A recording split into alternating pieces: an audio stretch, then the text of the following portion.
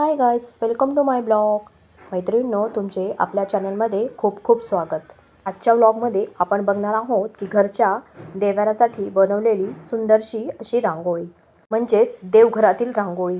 अतिशय छोटी पण दिसायला अतिशय सुंदर आणि आपल्या देव्हाऱ्याचे लूक बदलवणारी अशी ही उलन मॅटची रांगोळी आहे. चला तर मग बघूया की त्याचे मेजरमेंट काय. देवघरातली रांगोळी करण्यासाठी मी व्हाईट, येलो अँड मरून 3 कलरचे शेड्स चूज केले आहे. त्यानंतर 2x5चा एक रेक्टँगल कट करून घेतला आहे आणि त्याला सुंदरशी अशी माझ्याकडे अवेलेबल असलेली चारी साईडला लेस अटॅच करून घेतली. त्यानंतर येलो कलर घेऊन त्याला बॉर्डर करून घेतली. तुम्ही व्हिडिओमध्ये बघू शकता.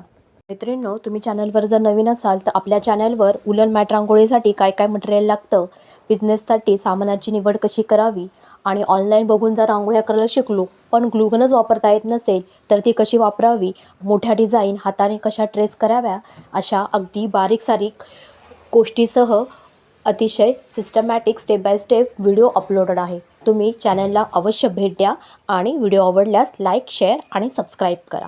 येलो कलरची बॉर्डर करून झाली की मरून कलरची आतमध्ये बॉर्डर करून मी पूर्ण फिलअप करून घेतले आहे. तुम्ही व्हिडिओमध्ये बघू शकता. घरातल्या वापरासाठी जर का रांगोळी बनवायची असेल तर स्वस्त आणि मस्त आयडियासाठी बेसला तुम्ही तांदळाच्या ज्या पिशव्या येतात त्या किंवा एखादं जाड प्लॅस्टिक किंवा तुमच्या घरामध्ये अवेलेबल असलेला जाड कपडा त्यावर सुद्धा ह्या रांगोळ्या बनवू शकता.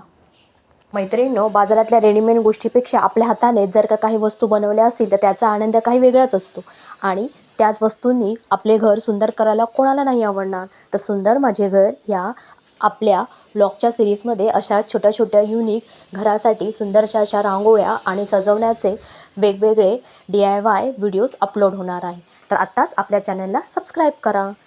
तर पुन्हा भेटूया पुढच्या व्हिडिओत नवीन संकल्पनेसह. तोपर्यंत आपले नेहमीचेच मस्त रहा, मस्त खा आणि भरपूर क्रिएशन करा आणि आपले घर अतिशय सुंदररित्या सजवा. Bye bye.